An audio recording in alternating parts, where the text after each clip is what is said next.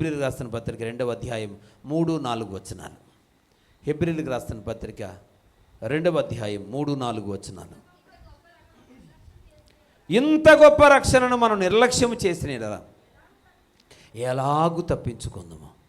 అట్టి రక్షణ ప్రభువు బోధించుట చేత ఆరంభమయ్యింది. దేవునికి స్తోత్రం. ఇంత గొప్ప రక్షణను మనం ఏం చేయకూడదు? నిర్లక్ష్యం చేయకూడదు. దేవుడిచ్చిన అవకాశాన్ని చేజార్చుకోకూడదు. పిల్లరా, చేజార్చుకోకూడదు. ఈరోజు రక్షణ కలిగిన హస్తాలతో దేవుడు చాపి పిలుస్తూ ఉన్నాడు.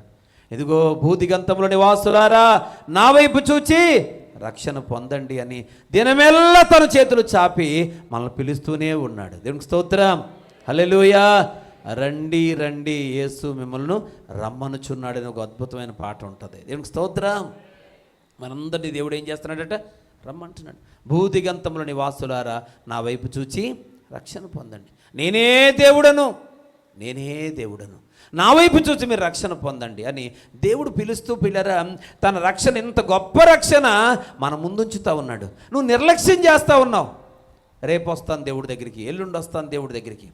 పిల్లరా, అనేక మంది ఈ రక్షణను కోల్పోతూ ఉన్నారు. ఈ రక్షణ యొక్క ప్రభావాన్ని కోల్పోతూ ఉన్నారు. ప్రియ దేవుని బిడ్డలారా, రక్షణ అంటే బాప్తిసం పొందావు, కానీ బాప్తిసంకి విలువ కోల్పోయావు. నువ్వు తెలుసా? బాప్తిసం యొక్క విలువ, దానికి ఉన్న పరిశుద్ధత, దానికి ఉన్న ప్రాధాన్యత నీ దగ్గర లేకుండా పోయింది. బాప్తిసం అయితే పొందావు, కానీ దాని విలువ నీ దగ్గర కనిపించడం లేదు. బాప్తిసం పొందిన ప్రత్యేకత నీలో కనబడడం లేదు. మారు మనసు పొంది బాప్తిసం పొందాలి, కానీ బాప్తిసం పొందావు, కానీ బాప్తిస్మాన్ని మంట కలిపేస్తూ ఉన్నావు.